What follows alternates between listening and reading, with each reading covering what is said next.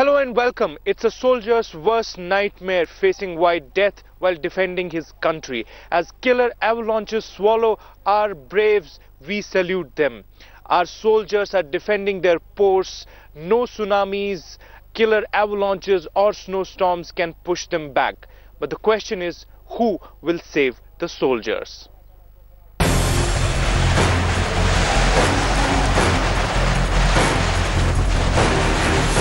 India's snow troopers stand resolute in face of storms and a treacherous enemy. Who will defend our defenders?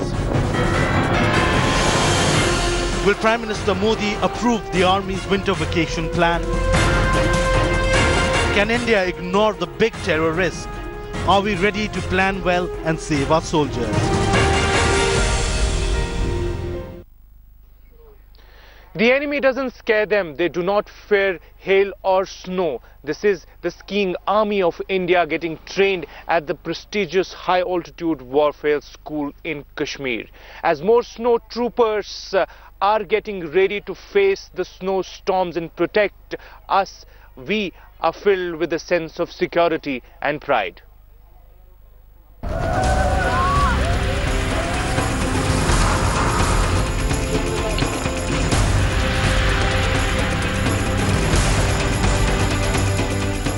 These are India's snow daredevils, risking their lives in Kashmir's most avalanche-prone area in Kilanmarg. Avalanches in this icy heights have already claimed the lives of 26 people, including 20 soldiers so far in 2017. A soldier's life is on the line 24/7, even in these snow-capped mountains. Despite the sub-zero temperatures, here life is on the edge by day and by night. As icy winds roar in their faces and snow makes every step difficult, the soldier stands guard, a finger at the trigger, eyes alert to any movement, and the mind made up to die for his nation. As snow piles up and temperatures plummet, they train to fight the enemy in face of the toughest of snowstorms. Remember, the danger has only increased post India's surgical strikes last year. There is a heightened sense of constant high alert in these snow-covered ridges. That's unimaginable till witnessed in first person. India Today team is at ground zero in the avalanche-prone slopes. This is danger zone. It has witnessed one of the harshest winters in recent decades. But despite the snow, the enemy's treacherous moves must be deterred. Forget terror.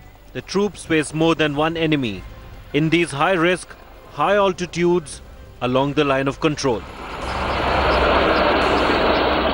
During the summer months, when after a few days the temperature will rise, the sunlight will come out, this snow will get soft due to melting, and that is the first indication and chance of the snow avalanche. Then from these peaks, where these are completely naked, hilly areas, hilly mountains, the snow slides towards downwards, and with it brings huge quantity in the thousands of tons snow, and with the speed which becomes destroying.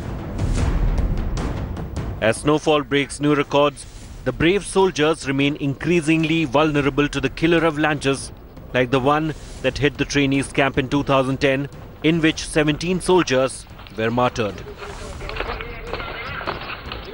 After the recent incidents of the snow avalanches, we are seeing that now the armed forces, the army units of different army sections are being trained here in the high altitude warfare school Gulmarg, so that they not only come out and can save themselves from different snow avalanches, but in case of eventuality can help to their own colleagues as well as to the civil populations. Soldiers manned the post, braving the freezing temperatures to prevent terrorists infiltrating via Pak-occupied Kashmir. It's been 3 decades, but for them, memories of Kargil are still fresh. These soldiers at India's high-altitude warfare school are trained to beat the avalanches and undertake casualty evacuations. India Today learns how the rapid action team works. The army is specifically training its troops not only how to come out from the different avalanches, and also how to save their colleagues if trapped in different avalanches. हमको उस चीज के लिए rescue करने के लिए बताया जाता है और कैसे जवानों को बाहर निकालना है, कैसे मतलब रेस्क्यू करना है उनको, कैसे उनकी जान बचानी है, इस चीज के बारे में बताया जाता है। ये जो हवा स्कूल है यहाँ पे 13 वीक का विंटर होता है और 11 वीक का माउंटेन होता है। पूरी ट्रेनिंग रेस्क्यू के बारे में दी जाती है। The 13-week training program scheduled at HAWS is very rigorous. These brave hearts voluntarily choose to be part of this tough program. Hawes here is the most, in India you can say, is the most difficult course to do. It is a voluntary course, it's not compulsory for anyone. And the instructors that we have here are world class. There are countries outside who want to come here and train in Hawes, but they're not getting any vacancies because of so much, our strength is so high. Every single drill is practiced to perfection. Death allows no mistake after all. Here the level of snow is almost all 8 feet, but walking by foot in this snow for the troops is very difficult. That is why with the weapon, with the necessary equipment, whatever they need in different combat operations, they are being trained to move from one place to another place by the help of skis. As threats at the border post increase, these snow daredevils push themselves harder to push back the enemy and keep India first. With Ashrafani in Gulmarg, Bureau Report, India Today.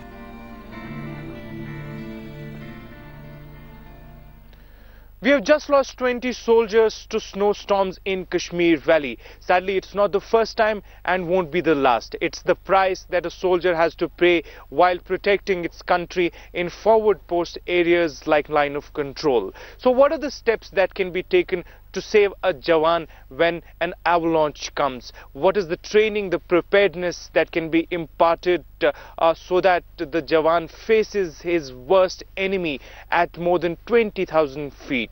What are those steps that can be taken to dodge the death when thousands of tons of snow comes down hurtling like an arrowhead? Let's find out.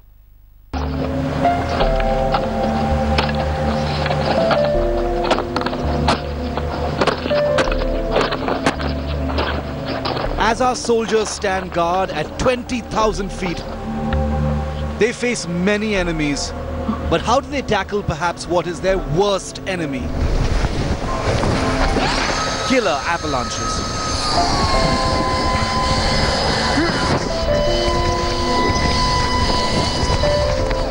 Sir जैसे हमारे इलाके में तो पूरा मैदानी area है, पहाड़ी इलाका नहीं है, बिल्कुल पहाड़ी नहीं दिखता है और ये पूरा इलाके पूरा ऊंचे ऊंचे पहाड़ है और ये बर्फ है तो मैं अभी पहली बार ही देख रहा है, इसके बारे में पता नहीं हमको। जैसे ना साउथ में क्या होता है, सुनामी आके जितना नुकसान पहुंचता है, नॉर्थ में क्या अवलांच एक ऐसा घटना कर देता है। We are inside the Kargil Battle School located in Dras under the watchful gaze of the iconic peaks of Tiger Hill, Tololing and the Batra Top.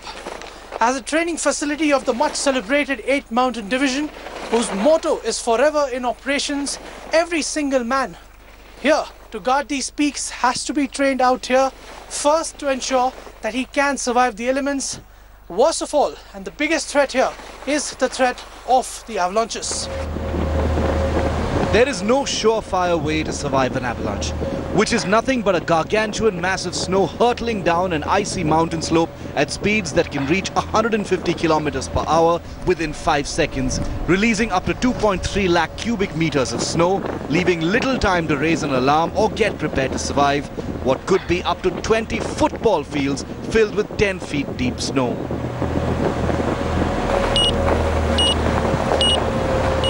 Even though the army has permanent and real-time access to early warning data on avalanches, movement on the ground has to be monitored at every step with every slope they cross, especially around the time of heavy snowfall.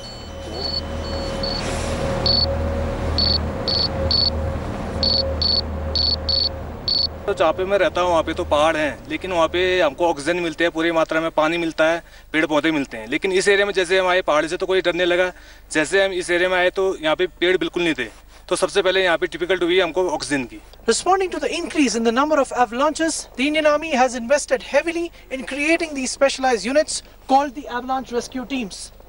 As you're seeing, they have specialized equipment led by an officer, a junior commissioned officer, and 6 jawans. It also, as you're seeing, consists of an avalanche rescue dog. Speaking about the equipment per se, the one that you're seeing on the red is an avalanche victim detector. It transmits, or rather emits, signals which allows the rescue team to find out person buried deep beneath. The one in the black color is the Avalanche. It's an equipment, a specialized piece of equipment, which even if you're buried deep within, allows you to breathe for almost 1.5 hours.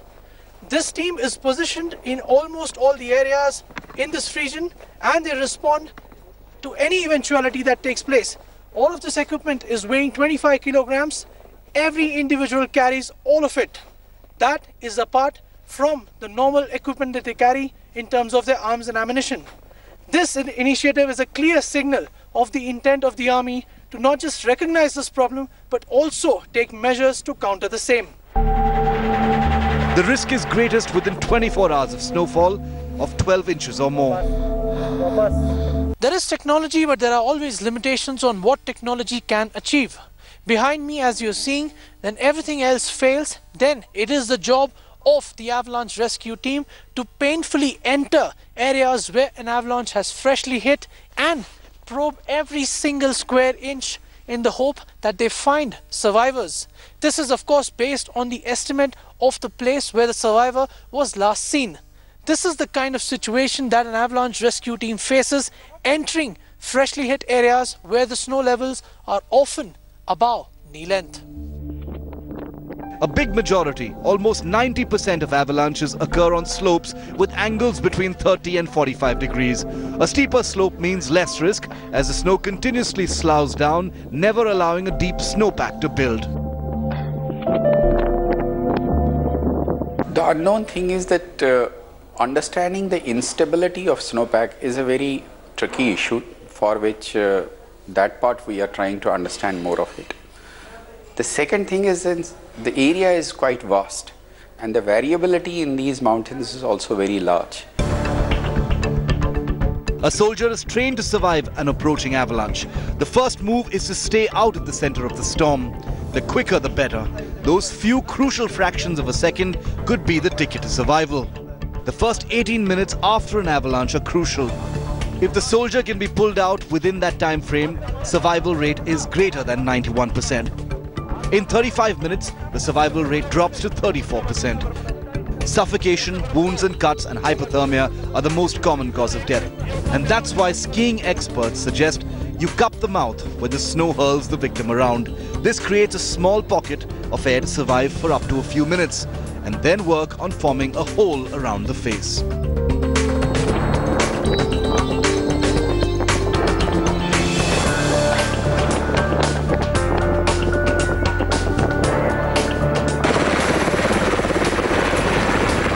With Shujaul Haq and Jugal Purohit, Bureau Report, India Today.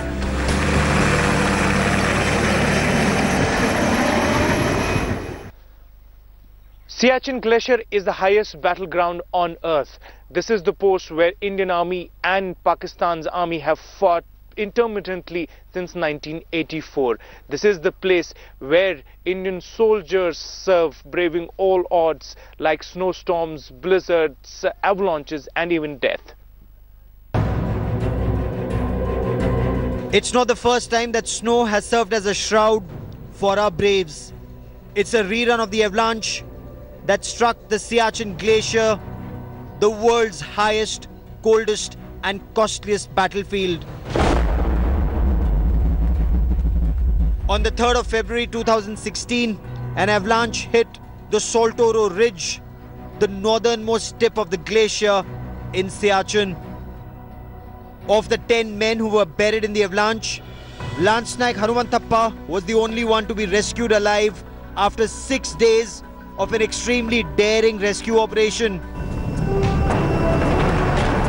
Lance Naik Hanumanthappa was rescued 35 feet beneath the snow, but the brave Lance Naik lost his battle with life, plunging the nation in grief.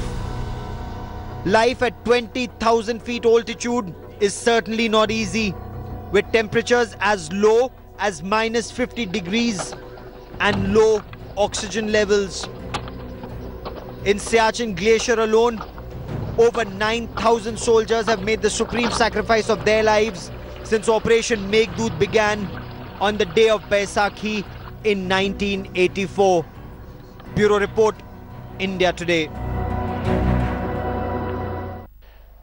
They guard our borders in the most inhospitable conditions and against all odds. Sometimes they even know that they are just a whisker away from death.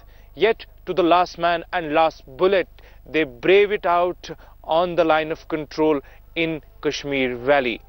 But after recent deaths that took place in Gurez, Sonmarg and Machil, the army has discreetly decided to thin out its deployment in most avalanche-prone areas. Focus would be on employing technology so that intrusions like Kargil cannot be repeated, and also infiltration bids are checked. It's the Indian Army's big avalanche experiment plan. India Today has scooped top-level details of the Army's most daring experiment in decades.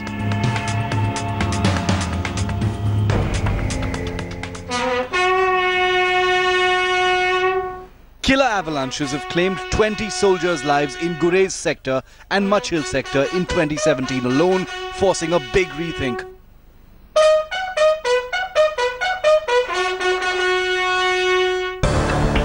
It could be the biggest experiment to save our soldiers serving at those icy heights. But will Prime Minister Modi approve? The army is mulling a short pullout during winters for ultra-high avalanche risk posts and hopes that technology will fill in the blanks. The army plans to deploy drones, radars, sensors and use satellite surveillance to safeguard our icy borders. The strategy is to employ tactical strikes and adopt an extreme posture to tackle the enemy. If there are high winds, if there is snow, helicopters might find it difficult to hover, land or take off. Certainly it has got its limitations, but UAVs are different because UAVs fly at a very, very high height, 25, 30, 35,000 feet above sea level, and UAVs make a lot more sense in this scenario. But yes, you can supply posts, you can do surveillance through helicopter depending upon the climate scenario there. But isn't the winter vacation plan that the army is mulling over a big terror risk? The risks are too big to be ignored. A tactical withdrawal means exposing the country to the enemy, Pakistan. The short-term vacation or thinning of posts provides the enemy the perfect gap to take advantage of, and could lead to a repeat of a Kargil-like situation of 1999 when Pakistani army troops took advantage of the winter vacation at the line of control posts to sneak in, leading to a loss of 530 soldiers before India regained lost ground. Can high-tech cover thwart Pakistan's nefarious designs? And if the proposal is approved, will India be able to contain a rogue Pakistan army and terrorists always eyeing the opportunity to sneak in?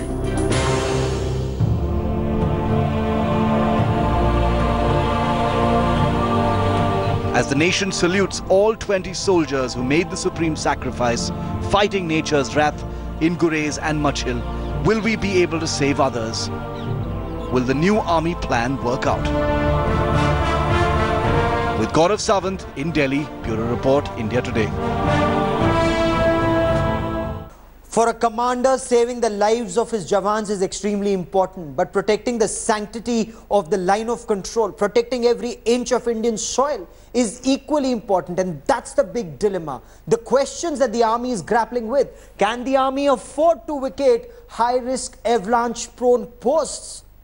Why? Because unless our Jawans are stationed there to stop the enemy, whether it's the Pakistan army, a rogue army, or whether it's Pakistan-sponsored terrorists, they may be successful in infiltrating. But that other question, is a soldier's life worth these terrorists? Because a soldier, even if some of these terrorists manage to come in from the LCE, they can be caught in that reception area, as the army calls it, the second grid, and they can be neutralized there. Why risk lives of 5, 10, 15 or 20 soldiers at the LC posts? So can you thin out the anti-infiltration grid posts is the big question that the army is grappling with. Is it incorrect to put a nation over its defenders? And that's the question that commanders are grappling with at this stage, because for them it's always India first, even at the risk of losing their soldiers, their lives or their limb. The nation salutes its soldiers for giving supreme sacrifice while fighting the nature's fury. 20 of Indian Army soldiers were killed in snow avalanches in Gurez, Machal and Sonmarg. We cannot forget their gallant behavior, but the question is, can we ensure that these incidents do not happen again?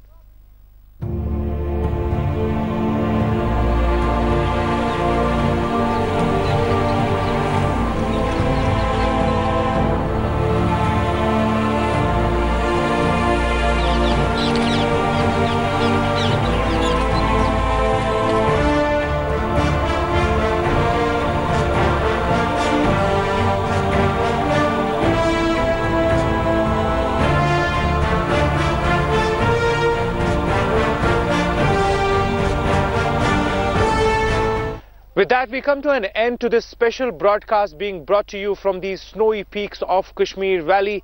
Until next time, it's me, Shujaul Haq, with the entire team signing off. Thank you very much for watching.